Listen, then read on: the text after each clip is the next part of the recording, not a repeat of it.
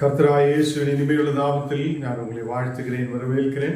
இந்த நாளுகளில் தேவனுடைய வார்த்தையுமாய் உங்களோடு கூட ஆயிருக்க, கர்த்தரை துதிக்க, தேவனை ஆராதிக்க தேவன் நமக்கு கிருபை செய்திருக்கிறார். அவர் நம்மோடு கூட இருக்கிற நல்ல தகப்பன். அந்த தேவன் நம்மை ஒருபோதும் கைவிடாமல் நேசிக்கிறவராய் நம்மோடு கூட இருக்கிறார். இந்த ராத்திரி வேளையில் நாம் எல்லாவரும் கண்ணங்களை மூடி நாம் ஜெபிக்கலாம். தேவனே, பரிசுத்த பிதாவே, இந்த ராத்திரி வேளையிலப்பா உம்முடைய தெய்வீக பிரசனத்தால் நீரங்களை நிரப்புதகவைக்காக ஸ்தோத்திரம். நீரே பரிசுத்தராய் உண்மை உள்ளவராய் எங்களோடு கூட இருந்து கர்த்தரையே வழி நடத்துதகவைக்காக ஸ்தோத்திரம்.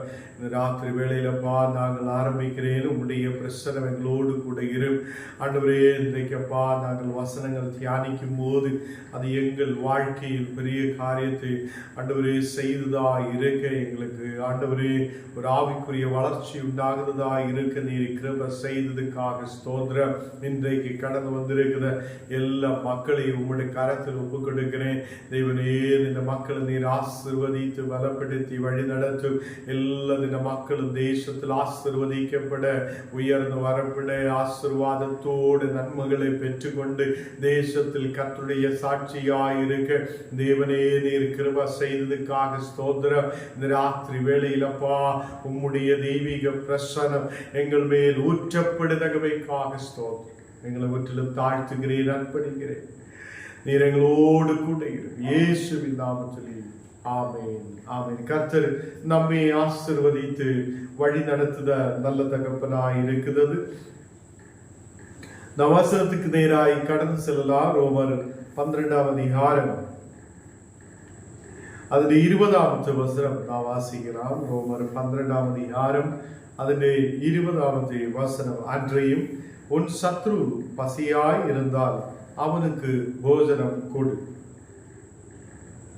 கர்த்தருடைய பிள்ளைகளே, நாம் போன நாளுகளில் எல்லாம் தேவனுடைய வார்த்தை கவனமாய் தியானித்து வந்து கொண்டிருக்கிறது. நாம் உங்கள் சத்துருக்களை சிநேகியுங்கள், நன்மை செய்யுங்கள் என்று தேவன் நம்மோடு கூட பேசிக் கொண்டிருக்கிறது. இங்கே ரோமர் 12ஆம் அதிகாரம் 20வது வசனத்திலும் நமக்கு பார்க்க முடியுது, உன் சத்ரு பசியோடு இருந்தால் நீ அவனுக்கிட்ட பேசுறதில்ல, நீ அவங்கள பார்த்தா கூட பேச மாட்டே, சத்ருவா இருக்குது. அப்படி நீ உன் சத்ரு பசியோடு இருக்குததை பார்த்தால் அவனுக்கு நீ போஜனத்தை கொடுக்கணும். இது கர்த்தருடைய வார்த்தை. நாம் சத்ருக்களை பார்க்கும் போது நாம் திரும்பி போவோம். சத்ருக்களை பார்க்கும் போது நாம் சிரிக்க மாட்டேன். நம்முடைய சத்ரு நம்மை பார்த்தா அவனும் நம்ம கிட்ட பேச மாட்டான். இப்படி இருக்குது சூழ்நிலையில் அவன் பசியோடு இருக்குது என்றால், சாப்பாடு தேவையோடு இருக்கும் போது, அவனும் சத்ருவா இருந்தால் கூட அவனுக்கு நீ போஜனம் கொடுக்க வேண்டும் என்று தேவனுடைய வார்த்தை சொல்லுகிறார். நாம் எத்தனை பேர் அப்படி செய்யும்? நமக்கு நாம் விசுவாசி என்று சொல்லும், நாம் கர்த்தருடைய பிள்ளைகள் என்று சொல்லுகிறார், நாம் கர்த்தரை கவனிக்கிற, கர்த்தரை தியானிக்கிற மக்கள் என்று சொல்லுகிறார். தேவ பிள்ளைகளே, பசியோடு இருக்குத ஒரு சத்ருவை நாம் பார்க்கும் போது அவனுக்கு போஜனத்தை கொடுக்குதவன் தான் உண்மையான விசுவாசி. நம்முடைய இயேசு கிறிஸ்து சொல்லியதும் அதுதான், சத்ருவை நேசியுங்கள். நாம் சத்ருவை சிநேகிக்கிற மக்களாய் காணப்படட்டும், அவங்களுக்கு நன்மை செய்தவங்களாய் இருக்கட்டும். நாம் அந்த மக்களுக்காக மிகவும் ஜெபிக்கிறவங்களாய் காணப்படட்டும் என்று இயேசு நம்மோடு கூட பேசி இருக்கிறது. இந்த நாடுகளில் தேவ பிள்ளைகளே, அவன் தாகமாய் இருக்குது என்றால், உன்னுடைய சத்ரு தாகமாய் இருந்தால் அவனுக்கு பானம் கொடுங்கள், அவனுக்கு அதை தண்ணீரை நீர் கொடுக்க வேண்டும் என்று வேதம் சொல்லுகிறார். அப்ப இந்த ரெண்டு வார்த்தையும் நமக்கு அதி கடினமான வார்த்தை. எல்லா மக்களுக்கும் தெரியும், சத்ருவை பார்த்தா நம்ம திரும்பி தான் போவோம், அவனுக்கிட்ட பேசவே பேச மாட்டேன். இப்படி இருக்கும் போது வேதம் சொல்லுது என்ன? நீ உன்னுடைய சத்ரு பசியோடு இருந்தால் நீ அவனுக்கு சாப்பாடை கொடுக்க வேண்டும், அவனுக்கு போஜனத்தை கொடுக்க வேண்டும் என்று சொல்லுகிறார். அப்பதான் விசுவாசத்தில் வந்திருக்கிறார், இயேசுவை ஏற்றுக்கொண்டிருக்கிறார். இயேசு கிட்ட நாம் நெருங்கி கர்த்தரை விசுவாசத்தோடு நாம் அவர்கிட்ட சேர்ந்து இருக்கும் போது இயேசு சொன்ன சில வார்த்தைகளையும் நாம் கவனமாய் கேட்க வேண்டும். நீ உன் சத்ருவை நேசியுங்கள் என்று இயேசு சொல்லி இருக்கிறது. அவங்களுக்கு உதவி செய்யுங்கள், அவங்களுக்கு ஒரு தேவைப்பட்டால் அவங்களுக்கு உதவி செய்யுங்கள். ஞானம் நீங்களும் ஒருபடி இனியும் மேலே ஏறி வர வேண்டி இருக்கிறார். விசுவாசத்தில் இனியும் நாம் மேலே ஏறி வர வேண்டி இருக்கிறது. நமக்கு விரோதமாய் நிற்கிற மக்கள் முன்பாக அந்த விரோதமாய் இருக்கிறவன் பசியோடு இருக்கும் போது, அவன் தாகமாய் இருக்கும் போது, ஒரு உண்மையான விசுவாசி திரும்பி போக மாட்டேன், அவனுடைய தாகத்துக்கு தண்ணீரை கொடுக்கிறவங்களாய் காணப்படும், அவனுடைய பசிக்கு போஜனத்தை கொடுக்கிறவங்களாய் காணப்படும். இன்றைக்கு என்னை கேட்கிற கர்த்தருடைய பிள்ளைகளை, எனக்கும் உங்களுக்கும் கொஞ்சம் கூட ஒரு மாற்றம் தேவையாய் இருக்கிறது என்று கர்த்தர் வெளிப்படுத்துகிறார். நாம் அநேகரை பார்த்து அவன் சரியில்லை, அவனை ஒதுக்கி வைக்கலாம் என்று சொல்லிக் கொண்டிருக்கிறோம். இவன் சரியில்லை, இவன் என்னுடைய சத்ருவா இருக்குது, அவனுக்கிட்ட பேசக்கூடாது என்று சொல்லி ஒதுக்கி வைக்கலாம். இந்த நாடுகளில் அவன் போஜனம் இல்லாது இருக்கும் போது, சாப்பாடு இல்லாது இருக்கும் போது, தாகத்தோடு இருக்கும் போது, ஞானம் நீங்களும் அவங்களே சத்ரு ஆயிருந்தாலும் கூட அவங்களை கவனிக்கிறவங்களாய் காணப்படட்டும். இங்கே வசனத்தில் பார்க்கிறது, நீ இப்படி செய்வதனால் அக்னி தழலை அவனுடைய தலையின் மேல் குவிப்பாய் என்று இங்கே வேதம் சொல்லுகிறது. அவனுடைய தலையின் மேல் அக்னி தழலை அங்கு அவனுடைய தலையின் மேல் குவிப்பார் என்று காணப்படும். இப்படி செய்ததனால் அப்போ ஒருவன் கர்த்தருக்கு முன்பாக விசுவாசத்தில் இருக்கிற ஞானம் நீங்களும், நாம் விசுவாசத்தில் ஆயிருக்கிற ஞானம் நீங்களும் என்ன செய்ய வேண்டும்? நாம் சத்ருவை நேசிக்கிறவங்களாய் காணப்படும். இயேசு நம்மோடு அது சொல்லி இருக்கிறது. 21வது வசனத்தில் நான் வாசிக்கும் போது, ரோமர் 12வது அதிகாரம் அதில் 21வது வசனத்தில் வாசிக்கும் போது, நீ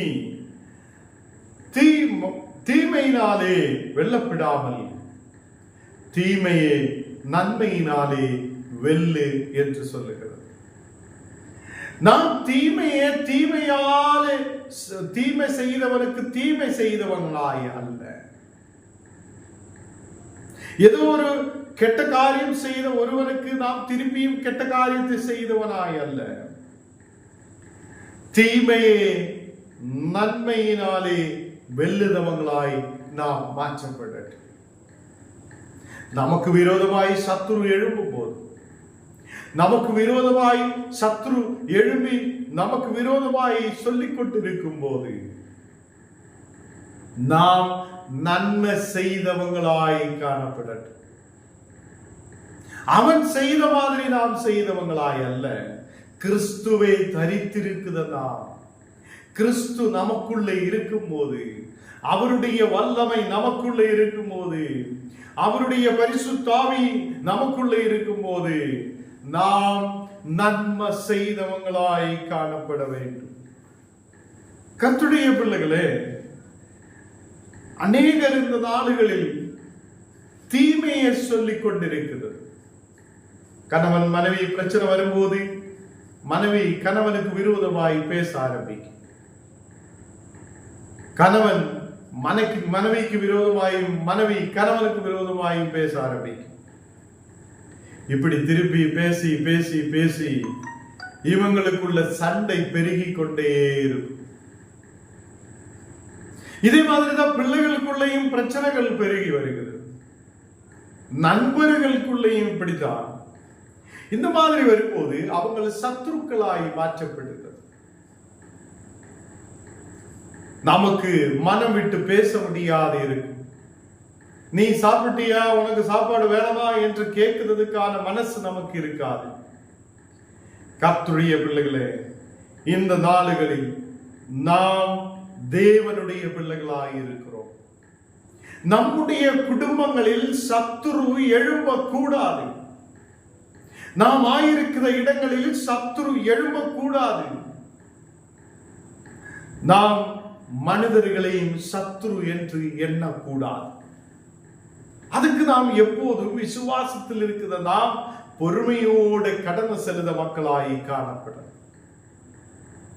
சாத்தான் எப்போதும் நம்மை பிரிக்கிறதுக்காக பார்க்கிறான். சாத்தான் எப்போதும் நம்மை தேவனிலிருந்து தூரமாய் கொண்டு போக பார்க்கிறது. நாம் எப்போது தீமை செய்யணும் என்று சாத்தான் விரும்புகிறது. நம்முடைய சத்துரு நமக்கு தீமை செய்யும் போது நாம் அதே மாதிரி தீமை செய்தவங்களாய் அல்ல. சில பேர் கிராமங்களிலும் பட்டணங்களில் எல்லாம் சண்டை வரும்போது நல்ல விசுவாசியாயிருக்கும், சபையில் எல்லாம் போகுத மக்களாயிருக்கும். சண்டை வந்தா உடனே இவங்களோட வாயிலிருந்து கெட்ட வார்த்தைகள் அப்படியே ஒன்றுதான் சொல்ல ஆரம்பிக்கும். இந்த கெட்ட வார்த்தைகள் சொல்லுதவன் தீமையினாலே அவன் இருக்கிறான், நன்மை செய்தவன் அல்ல. இங்கதான் கர்த்தர் சொல்லுகிறது, நீ நன்மை செய்தவங்களாய் மாற்றப்பட, நீ நன்மையை செய்து அதை தீமையே நன்மையினாலே வெல்லு என்று காணப்படுகிறது. 18வது வசனம் வாசிக்கும் போது, கூடுமானால் உங்களால் ஆனா மட்டும் எல்லா மனுஷரோடும் சமாதானமாய் இருங்கள். இது மேன்மையான ஒரு விஷயம். எல்லா மனுஷரோடும் நீங்க சமாதானமாய் இருங்கள். எல்லா மனுஷரோடும் சமாதானமாய், கணவனோடு சமாதானமாய் இருங்க. நீங்க உங்க மனைவியோடு சமாதானமாய் இருங்க, பிள்ளைகளோடு சமாதானமாய் இருங்க, உங்க நண்பர்களோடு சமாதானமாயிருங்க, கிராமத்தாரோடு நம்ம இருக்கிற இடங்களில் சமாதானமாயிருங்க. அப்படி இருக்கும்போது நமக்கு சத்துரு பெருகவே பெருகாது. நமக்கு சுற்றிலும் இருக்கிற எல்லா நண்பர்களாய் நல்ல மக்களாய் இருப்பார்கள். கர்த்தருடைய பிள்ளைகளே, கூடுமானால் உங்களாலே ஆனா மட்டும் நீங்க எல்லா மனிதர்களோடு சமாதானமாய் இருங்க. சமாதானமாய் இருக்க தேவன் நமக்கு கிருபை செய்வார். இதே வசனம் நீதிமொழிகள் 25ஆம் அதிகாரம் 21வது வசனத்திலும் சொல்லப்படுகிறது. நீதிமொழிகள் 25ஆம் அதிகாரம் 21வது வசனம் நாம் வாசிக்கும் போது, உன் சத்ரு பசியாயிருந்தால் அவனுக்கு புசிக்கு ஆகாரம் கொடு, அவன் தாகமாய் இருந்தால் குடிக்க தண்ணீர் கொடு. இது எங்க சொல்லுகிறார்? பழைய ஏற்பாடு நீதிமொழிகள் 25ஆம் அதிகாரம் 21வது வசனத்தில் சொல்லப்படுது. அங்கேயும் உனக்கு சத்துரு இருக்குது என்றால், நீ அவன் பசியோடு இருக்குது என்றால் அவனுக்கு புசிக்க ஆகாரம் கொடு. அது ஒரு நன்மையான காரியமாய் இருக்குது. அவன் தாகமாய் இருந்தால் அவனுக்கு தண்ணீரை குடிக்க கொடு என்று அங்கே நீதிமொழிகளில் சொல்லப்படுகிறது. நீதிமொழிகள் 25ஆம் அதிகாரம் 22வது வசனம் வாசிக்கும் போது, அதனால் நீ அவன் தலைமையில் எரிகிற தழல்களை குவிப்பார், கர்த்தர் உனக்கு பலனை அழிப்பார். கர்த்தர் உனக்கு பலன் அழிப்பாய் என்று தேவனுடைய வார்த்தை சொல்லப்படுது. கர்த்தர் நம்மை பார்த்து கொண்டிருக்கிறது. அவர் என்னுடைய இந்த உலகத்திலே சகலுடைய தகப்பனாய் இருக்கிற தேவன். நல்லவனுக்கும் கெட்டவனுக்கும் ஒரே மாதிரி சூரியனை அனுப்புகிற தேவன். நல்லவனுக்கும் கெட்டவனுக்கும் ஒரே மாதிரி மழையை கொடுக்கிற தேவன். அந்த தேவன் நமக்கு தேவனுடைய பிள்ளைகளாய் இருக்க நமக்கு கிருபை செய்திருக்கும் போது, நாம் செய்த நன்மைகளாலே தேவன் நமக்கு அதை நல்ல பலனை அளிப்பார். அவர் நமக்கு நல்ல பலனை கொடுப்பாய். இந்த தீமை செய்தவங்கள் மேல், அவங்களுடைய தலையின் மேல் எரிகிற தழல்களை குவித்து கொண்டே இருப்பார். நீதிமொழிகள் 15ஆம் அதிகாரம் அதனுடைய 1ஆம் வசனத்தில் சொல்லப்படுகிறது, மெதுவான பிரதி உத்தரவு உக்கிரத்தை மாற்றும். மெதுவான பிரதி உத்தரவு. இப்ப யாராவது ஏதாவது சொல்லும் போது நான் அமைதியா இப்படியே இருந்தா கொஞ்ச காலம் கூட நல்லா வாழலாம், சமாதானமாய் இருக்கலாம். அதே நேரத்தில் யாராவது ஏதாவது சொல்லி உடனே என்னடா எப்படிடான்னு கேட்டா அங்க சண்டை பெருகுதான் செய்யும், சண்டை பெருகி கொண்டே இருக்கும்.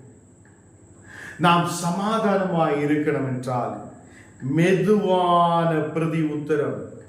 திருப்பி பேசுறது பிரதி உத்தரவு, அப்படி திருப்பி பேசுது மெதுவா நீங்க இருக்கும்போது உத்தரத்தை பிரதி உத்தரம் உக்கிரத்தை மாற்றும் என்று சொல்லுகிறது. மெதுவான பிரதி உத்தரம். அப்போ நாம் ஒரு ஆளுக்கிட்ட பேசிக்கொண்டே இருக்கும் போது அவன் சண்டை போட்டுட்டே இருக்குது என்றால் நாம் கொஞ்ச நேரம் அமைதியாயிரு. அங்கே நமக்கு சண்டை வரவே வரமாட்டேன். அவன் கொஞ்ச நேரம் பேசிட்டு அப்படியே போயிட்டே இருக்கும். நம்ம அமைதியா இருங்க. உங்களோட ஆரோக்கியம் நல்லா இருக்கும், ஹார்ட் நல்லா இருக்கும், உங்களுக்கு டென்ஷன் வராது, பிபி வராது, சுகர் வராது, பிரஷர் வராது, எதுவுமே வராது, நல்லா இருக்கும். இது நீதிமொழிகளில் சொல்லுகிறது, மெதுவான பிரதி உத்தரம் உக்கிரத்தை மாற்றும். கடும் சொற்களோ கோபத்தை எழுப்பும். சீக்கிரத்தில் ஒரு கடுமையாய் பேசுறது அங்கு கோபத்தை எழுப்பதான் செய்து கொண்டே இருக்கும். நம்முடைய குடும்பங்களில் சமாதானம் உருவாகணும் என்றால் நாம் மெதுவாக பிரதி உத்தரம் சொல்லுதவங்களாய் காணப்படும். மெதுவாய் பேசுத, கொஞ்சம் அமைதியாய் பொறுமையாய் பேசுத மக்களாய் இருக்கும் போது நாம் குடும்பத்தில் சண்டை எழுவ மாட்டோம். 2 நாள் முன்னாடி ஒரு சிஸ்டர் எனக்கு கால் பண்ணியாச்சு, ஜெபிக்கணும் என்று சொல்லி கால் பண்ணியிருக்கு. அவங்கள ஐயா கொஞ்சம் எங்களுக்காக ஜெபிங்க இப்படி எல்லாம் கேக்குற. அந்த மகள் நீங்க இப்படி ஜெபிங்க, நீங்க இதுதான் ஜெபிக்கணும் என்று சொல்லி நமக்கிட்ட ஆர்டர் கொடுக்கிற மாதிரி, ஒரு வேலை செய்ய வைக்கிற மாதிரி அவங்களுக்கு பேசிக்கிட்டு. அதாவது அவங்களுடைய குடும்பத்தில் சமாதானம் இல்லை, குடும்பத்தில் பிரச்சனை. அதனாலே அவங்க கால் பண்ணி நமக்கு சொல்லுகிறார், வெளிநாட்டிலிருந்து பேசுகிறார், நாங்க அவங்களுக்காக ஜெபிக்கணும். சரி நாங்க ஜெபிக்கலாம் என்று சொல்லும் போது இவங்க அந்த பேச்சுவார்த்தை அவ்வளோ சரி ஐயா என்று சொல்லி வச்சுட்டு போயிட்டே இருக்கணும். அது செய்தது இல்லை. அவங்க திருப்பி திருப்பி திருப்பி நீங்க அப்படி ஜெபிச்சுதான் ஆகணும், இப்படி ஜெபிச்சுதான் ஆகணும், நமக்கு கிளாஸ் கொடுத்துட்டே இருக்கிறோம். இப்படி இருக்கும்போது ஞானே யோசிச்சு, இந்த லேடி அவங்க கணவன்கிட்ட எவ்வளோ பிரச்சனை பண்ணிட்டு இருக்கோம், ஆண்டவரே உமக்கு நன்றி அப்பான்னு ஞானே சொல்லியாச்சு. சில பேர் அமைதியாகவும் மாட்டேன், பேசிக்கொண்டே இருக்கும், அங்க சண்டை உருவாகி கொண்டே இருக்கும், சமாதானம் போய்கொண்டே இருக்கும். நாம் அடிமத்தத்துக்குள்ள விழுந்து விடும், சத்ரு பெருக ஆரம்பிக்கும். பக்கத்தில் இருக்குதும் சத்ரு, வீட்டுக்குள்ள இருக்குதும் சத்ரு, அங்க இருக்குதும் சத்ரு. இப்படி இருக்கும் போது நமக்கு சுற்றிலும் சத்ரு பெருகி கொண்டே இருக்கும். அதனாலதான் தேவனுடைய வார்த்தை சொல்லுகிறார், நீங்க கூடுமானால் உங்களால் ஆனா மட்டும் நீங்க மனுஷரோடு, எல்லா மனுஷரோட சமாதானமாயிருங்க, எல்லா மனுஷரோடும். அதுக்கு அர்த்தம் கணவன்கிட்ட, மனைவி கிட்ட, பிள்ளைகள்கிட்ட, சுற்றில இருக்கிற மக்கள் கிட்ட எல்லாம் சமாதானமாயிருங்க. அப்படி இருக்கும்போது நமக்கு தீர்க்காயுசு பெருகும், நாம் ஆரோக்கியத்தோடு இருக்கும், நாம் நல்லபடி இருக்கும், நாம் சமாதானத்தோட வாழ்ந்த மக்களாகி காணப்படும். தேவ பிள்ளைகளை, இந்த நாடுகளில் நாம் ஒரு மக்கள் கிட்டையும் பேசும்போது மெதுவாக பொறுமையோடு பேசுறவங்களாய் காணப்பட வேண்டும். அப்படி இருக்கும்போது நாம் கர்த்தருடைய பிள்ளைகளாய் இருக்க முடியும். இன்றைக்கு நான் வாசிச்சு கேட்ட வசனங்களில் உன்னுடைய சத்ரு பசியோடு இருக்குது என்றால் நீ அவனை பார்த்து திரும்பி போக கூடாது. அவனுக்கு எந்த உதவியும் செய்ய மாட்டேன் என்று சொல்லிட்டு நாம் போகக்கூடாது. உன் சத்துருக்கு நீ சாப்பாடை கொடுக்கிறவங்களாய் மாற்றப்படும் போதுதான் உண்மையான கிறிஸ்தவராய் நாம் மாற்றப்படுகிறார். அவன் தாகமாய் இருக்கிறார், அவனுக்கு தண்ணீர் இல்லை, அவனுக்கு யாரும் உதவி செய்ய இல்லை என்று பார்க்கும்போது அவன் ஒரு சத்துருவாய் இருந்தால் கூட அவனுக்கு தண்ணீரை கொடுக்கிறவங்களாய் மாற்றப்படும் போது நாம் உண்மையான கிறிஸ்தவராய் மாற்றப்படுவார். நாம் நன்மை செய்தவங்களாய் காணப்படும். இன்றைக்கு எல்லா மக்களும் விசுவாசத்தோட கண்களை மூடலாம், ஜெபிக்கலாம். தேவனே, பரிசுத்த பிதாவே, ராத்திரி வேளையில பாவமுடைய தெய்வீக பிரசனம் எங்களோடு கூட இருக்குதுக்காக ஸ்தோத்திரம். நீர் மாத்திரம் பரிசுத்தர், உண்மையான தேவன்.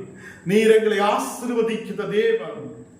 ஆண்டவரே, நாங்கள் பொறுமையோடு பேசுத மக்களாய் இருக்க, சண்டை உருவாக்குதவங்களாய் அல்ல, நாங்கள் சமாதானத்தை உருவாக்குத மக்களாய் இருக்கிறது இருக்கிற பாசை. இன்றைக்கு ஒவ்வொரு குடும்பங்களிலும் சமாதானம் உருவாக்கப்படட்டும். நமக்கு சுற்றிலும் இருக்கிற சத்ரு பசியோடு இருக்கும் போது நாம் அவங்களுக்கு உதவி செய்தவங்களாய் இருக்க வேண்டும் என்று வேதத்திலிருந்து தியானித்து இருக்கிறது. அவங்களுக்கு தாகமாய் இருக்குது என்றால் தண்ணீரை கொடுக்க வேண்டும் என்று நாம் தியானித்து இருக்கிறது. தேவனே, அப்படி எங்கள் வாழ்க்கைகள் சரி பண்ணப்பட, மக்களோடு சமாதானமாய் இருக்கப்பட, இனி எங்களுக்கு எந்த சத்ருவும் பெருகாதபடிக்கு எங்கள் மனதுகளே நாவுகளே எல்லாம் அடக்கி நாங்கள் முன்னாடி கடந்து செல்ல நீர் எங்களுக்கு கிருபை செய்ததுக்காக ஸ்தோத்திரம். தேவனே, நீர் பரிசுத்தர், நீர் உண்மையான தேவன். எங்கள் ஜபத்தை கேட்கிறவர். இன்றைக்கு வியாதியோடு இருக்கிற மக்களுக்காக விசேஷமாய் ஜெபிக்கிறேன். அநேகர் இந்த உலகத்திலே மனிதர்களை நம்புகிறார், அநேகர் இந்த உலகத்திலே பொருள்களை நம்புகிறார், அநேகர் மெடிசின் மேலேயும் இந்த உலகத்திலே டாக்டர்மார் மேலேயும் நம்பிக்கை வைக்கும் போது எங்களுக்காக ஒரு பெரிய டாக்டர் இருக்கிறது. அவர் என்னை தொட்டால் நான் குணமாகுவேன் என்ற நம்பிக்கையோடு நாம் ஜெபிக்கட்டும். ஹல்லேலூயா. இந்த நாளுகளில் கர்த்தர் என்னை தொடுவார், அவர் என்னை குணமாக்குவார், அவர் எனக்கு விடுதலை அனுப்புவார், அவர் எனக்கு சௌக்கியத்தை கொடுப்பார் என்றுள்ள நம்பிக்கையோடு நாம் ஜெபிக்கட்டும். கர்த்தர் நம்மை தொடுவார், அவர் நம் வியாதிகளை மாற்றுவார். ஆண்டவரே, இன்றைக்கு வியாதியோடு பலவீனதையோடு இருக்கிற ஒவ்வொரு மக்களுக்காக ஜெபிக்கிறேன். தேவனே, நீர் தொடும், சௌக்கியம் உண்டாகட்டும், ஒரு விடுதலை கொடுத்து நீர் ஆசீர்வதிக்கிறதுக்காக ஸ்தோத்திரம். யாரெல்லாம் வியாதியோடு பலவீனதையோடு வீடுகளுக்குள்ளேயா இருக்குதோ, ஹாஸ்பிட்டலிலா இருக்குதோ, அந்த மக்களை இயேசுவே நீ உன்னுடைய கரம் தொடப்படுதற்காக ஸ்தோத்திரம். ஒரு விடுதல் உண்டாகப்படட்டும். பயத்தோடு நடுக்கத்தோடு இருக்கிற மக்கள் உண்டு, அவங்களோட பயங்கள் இயேசுவின் நாமத்தில் எரிக்கப்படுதற்காக ஸ்தோத்திரம். ஆண்டவரே, நாங்கள் உண்மையில் நம்பிக்கை வைக்கிறேன், உண்மை நாங்கள் நம்புகிறேன் அப்பா. ஒரு சமாதானத்தோடு உள்ள ஒரு வாழ்க்கை நீர் எங்களுக்கு கட்டளையிடுதற்காக ஸ்தோத்திரம். ஆரோக்கியத்தோடு இருக்க, சமாதானமாய் இருக்க, கர்த்தரை துதிக்க ஆராதிக்க நீர் கிருபை செய்ததுக்காக ஸ்தோத்திரம். நாளைகள் படிக்கிற பிள்ளைகளுக்காக ஸ்தோத்திரம். ஆண்டவரே, விசேஷால் இந்த மக்களுக்கு புத்தியும் ஞானத்தையும் கிருபைகளையும் கொடுத்து நீர் ஆசீர்வதியும். தேவனே, சமாதானம் இல்லாது இருக்கிற ஒவ்வொரு குடும்பங்களில் கர்த்தருடைய சமாதானம் இறங்கி வரப்பட, தெய்வீக வல்லமையால் நிரப்படும். இன்றைக்கு அப்பா எங்களுக்கு ஒரு பெரிய விடுதலை அனுப்ப நீ உண்மையுள்ள தேவன். நாங்கள் உண்மையை நம்பிக்கை வைக்கிறேன். இன்றைக்கு கடந்து வந்த ஒவ்வொரு மக்களுடைய குடும்பங்களில் தெய்வீக பிரச்சனை வராங்க, தூதர்கள் அந்த குடும்பங்களில் இறங்கி செல்லட்டும். தேவனே, உம்முடைய பாதுகாப்பு ஒவ்வொரு குடும்பங்களில் இருக்கப்பட, இந்த மக்கள் மேற்கு மேல் உயர்ந்து வரப்பட, ஆசீர்வதிக்கப்பட நீர் கிருபை செய்ததுக்காக ஸ்தோத்திரம். எங்களை முற்றிலும் தாழ்த்துகிறேன், அர்ப்பணிக்கிறேன். இயேசுவின் நாமத்தில் ஜெபங்கள் நல்ல பிதாவே, ஆமென். என் ஆத்மாவே கர்த்தரை ஸ்தோத்திரம், என் முழுவதுமே பரிசுத்த நாமத்தை ஸ்தோத்திரம். என் ஆத்மாவே கர்த்தரை ஸ்தோத்திரம், கர்த்தர் செய்த சகல உபகாரங்களும் மறவாதே.